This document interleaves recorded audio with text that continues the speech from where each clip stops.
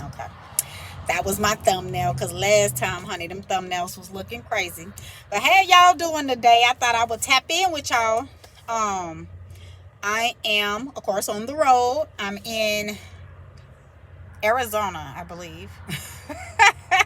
I believe I'm in Arizona, if I'm not mistaken. But I wanted to tap in real quick. First to say, shout out to everybody who's been leaving comments, sending me their well wishes. Everybody that I went on the road with, that I met, that's giving me their blessings and prayers to stay safe on this road. Thank you guys so much. That means so much to me. I wanted to come on here real quick to give a couple of tips and then to give some advice. So, my first tip that I would recommend is that you find somebody that you can call when you're on the road, when you're getting to the points where you're getting a little sleepy, or somebody who is positive, or something that's going to keep you up. Because even though you may have gotten 100 million hours worth of sleep, it will not matter on this road. You could be as rested as you want to, but after you start looking at the pavement for so long, after a while you get tired, and it is what it is. And for people who have actually took road trips, you understand that. So definitely find you another trucking buddy, somebody who maybe is on the road with you, and you can call each other and support one another, keeping each other alert. That would be first and foremost. The next thing I would is my tip. So it's my tip for you all. I like listening to music. I'm a music person, so I could actually, talking is okay for me, but that makes me kind of tired after a while. I be wanting to get off the phone with you because I don't really like talking on the phone like that. I'll talk for people for many a year, so I would go and talk every day, all day at work, but I'll come home and go in my room and wouldn't say nothing because I'm paid to talk. I'm not paid to talk at home, so technically I would prefer to listen to my music and things of that nature, unless I'm just getting to the point where I'm really getting tired. Then I might call my daughter or somebody that I can, talk to, and whatever it is. But you want to make sure the person that you're speaking to, is going to actually hold a conversation that is too, because it ain't going to make no sense if you on the phone and they ain't half talking to you anyway. So definitely make sure that you get you a buddy that you can actually talk to when you're out on this road. The next thing, or the topic that I wanted to discuss, would be purchasing of a truck. As you all know, I do not own my truck. Well, at least not my box truck. I don't think I'm going to be purchasing one no time soon, and I may. Things have changed. I've been looking at, how it would help out in my overall business, and quite naturally, with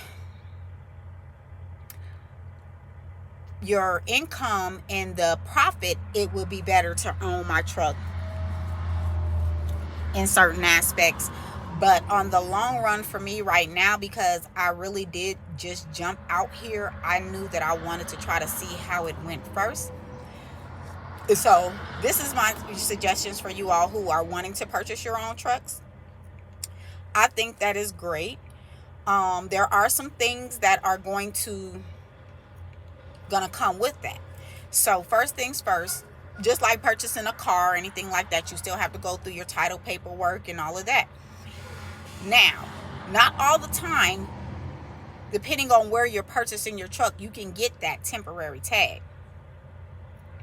So it may take you a couple of days, a couple of weeks to get your temporary tag in order so you could be able to get out on the road. So that could be a hindrance. And unless you're doing it locally or, whatever it is. But still, you have to worry about getting your vehicle tagged. Some people had some experiences where it kind of delayed the process and other people's did not. We don't know what it's always a case-by-case scenario. So you might be one that get in there, get it, and be on down the road. And then you might be one that it may take a little while for them to get all your paperwork in order and the XYZ, depending on who you purchasing your truck from, and all those things. If you are considering financing the vehicle, it's still going to be the same situation regardless if you pay cash or you finance it. You still have to get that truck tag, title, all that stuff. Now, As far as how soon you will be able to get out and make money, as soon as your truck is legally able to get out there and make money. Now I will say this: when you are purchasing your trucks, you want to make sure that you have some cash reserve set aside in the event something happens. Now, with a lot of the companies, you can purchase on warranty, but not all the times the stuff that's going to break on your truck is going to be covered underneath a warranty. So if you are going to purchase an extended warranty, you definitely want to make sure that the warranty, pretty much just read your warranty before, or read the warranty, or make sure you have a good mechanic, or you know a mechanic that is able to fix a diesel, not just a regular car, but an actual diesel, because that's going to make or break your business. You don't want to go and spend your hard-earned money or all your savings on a truck, and you get it out on the road and the engine fall out. Now you out your truck, and now you got to put money into the truck. So I would recommend, if you are jumping in it like I did, to rent your truck out first, see how you like it, see how how you navigate through it, then go out and purchase your truck. Make sure you have cash reserves set aside, either cash or credit, whatever, as long as you have something. So in the event that if that truck breaks down, you have the ability to be able to fix it and still keep yourself on the road. Oh, my nose, my skin is peeling. You can keep your trucks on the road.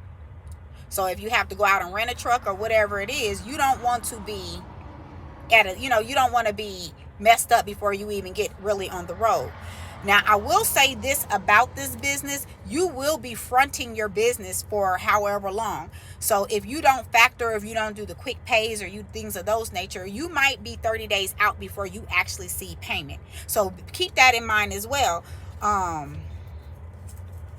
If you do, the quick pay, then of course, quite naturally, you can see your money within 3 to 5 days or whatever it is, but they're going to charge you a fee for that. And each company that you work with is going to have a different fee. Some is going to be 3%, some going to be 2%. Some take 2 to 3 days, some take 5 to 7 or whatever, their time frame is with that quick pay. So just know that you need to have some kind of reserve set aside, because you're going to have to float your business for the first 30 days. So please keep that in mind. So if you purchase a truck and you pay cash, all cash, and that was all that you had, yeah, you might want to work a little bit to save a little bit more money to be able to support yourself, because you got to think you're going to have to pay gas to get yourself to and from, your locations. You're going to have to pay the insurance at that next month. After you put your deposit down, that next month you're going to have to be able to pay that. And whatever incidentals that you have, all your incidentals, you're going to have to pay that out of pocket. What I recommend is that you start getting your business credit in order if you're at the ability to do that. Everybody's credit situation is different. Some people are working with great credit, some people are working with medium credit, and some people are working with challenge credit. But as a business owner, or just an individual period in the business, you definitely want to make sure you have those things intact, because is going to make or break your business. I kind of knew going in that it would be a deficit on there, so I was prepared to make sure that I had funds available, so in the event that I didn't get paid or whatever it is, I would still be okay, and my bills in my household would still be okay regardless. But I do have another business that actually, generates income as well. And then, my savings and stuff that I had set aside, because at the end of the day, I had planned on retiring at 45 regardless to all of this that came on, but I knew I was not going to sit down. So I had already prepared my life to get to this point. It just so happened everything transpired, and I just was ready to sit down at 41. And I'm blessed to even be able to be in the position that I am now. So yeah, just make sure if you're going to purchase a truck, make sure you have, whether you pay cash or you finance, whatever, because even if you finance, you might still have to put down money. a down payment, just depending on, you know, whatever factors. I'm not really for sure, because I didn't even have that conversation, to be honest with you, because I knew that that was not something that I was willing to do at this moment, just because didn't know what my expectations would be being out on this road. Come to find out, I actually enjoy it. I do like being out on the road. I hate these drivers. Even the tractor drivers get on my nerves sometimes, because they just as ignorant as the regular drivers, and they should know better. But you know what, whatever. Yeah, but make sure that you have you some savings aside. What that will be, I don't know, because I'm not in your area. I don't know your circumstances, but you definitely want to make sure you have your money set aside for you to pay your bills, your normal bills, and then your bills for your trucking, because you got to think you got to pay for gas. Gas ain't cheap, and especially in a box truck, I pay about 120 plus to fill up. Now gas is expensive, and what I find baffling to me is, why is it the states that pump oil or have refineries or things of that nature have the highest gas? Help me understand that. You would think that the gas will be cheaper in those states, but oh no, I'm in well, no, I'm not in. I was in Texas a couple hours ago. We'll say maybe 4 or 5 hours ago, and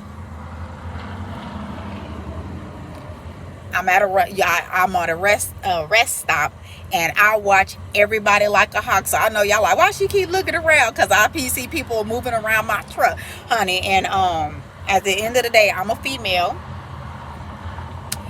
I see movement, I'm gonna look. Because you walk up on this truck, this is gonna be the wrong truck you walk up on, I promise you. But I digress. Anywho,